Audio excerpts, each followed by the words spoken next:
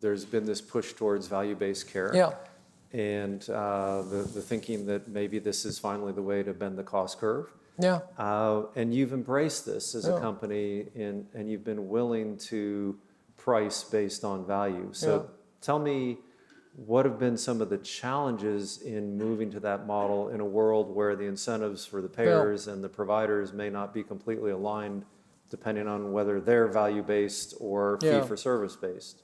Well, I'll start by saying is that we've only moved to that model in very, very few instances because of all the things you state.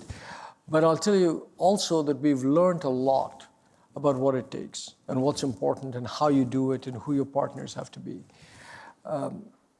Our desire to move to that state resides in the two tenets that I talked about. Our mission states that we have to change outcomes and that we have to make a fair profit. If you put the two things together, value-based healthcare becomes obvious, right? Because value is created when you change outcomes. Our mission states you have to change outcomes at the lowest possible cost. And fair profit means you do it so that it's done at the lowest possible cost. And so value-based healthcare is inherent in this company. And in today's world, in the end, it's inherent in all of healthcare. Now, to move towards value-based healthcare, to operationalize it is a whole new suite of challenges.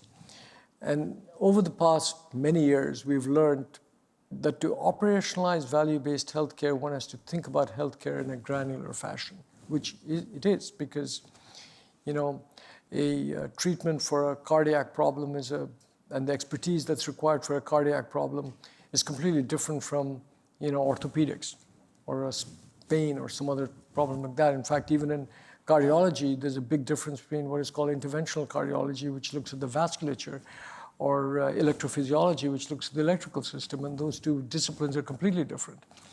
And so healthcare is granular. People are different.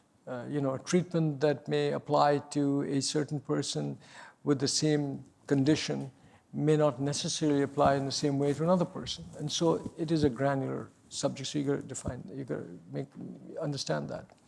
But if you're going to talk about value-based healthcare, and value-based healthcare really means being paid for increasing the outcome over cost ratio. So in other words, you either improve the outcome, or you lower the cost, or you keep the outcome the same and lower the cost. That's how you create value.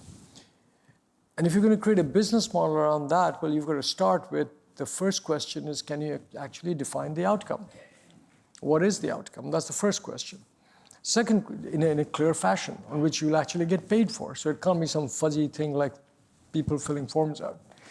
It's got to be measurable. Second is, remember, you're getting paid for an improvement in outcome. So what do you have to do? You have to baseline the current state. So can you retrospectively sort of baseline the outcome, both in terms of the outcome itself and the cost required to reach that outcome on a retrospective basis? And then can you monitor prospectively the improvement? Only if you can do that, do you have the basis of a model.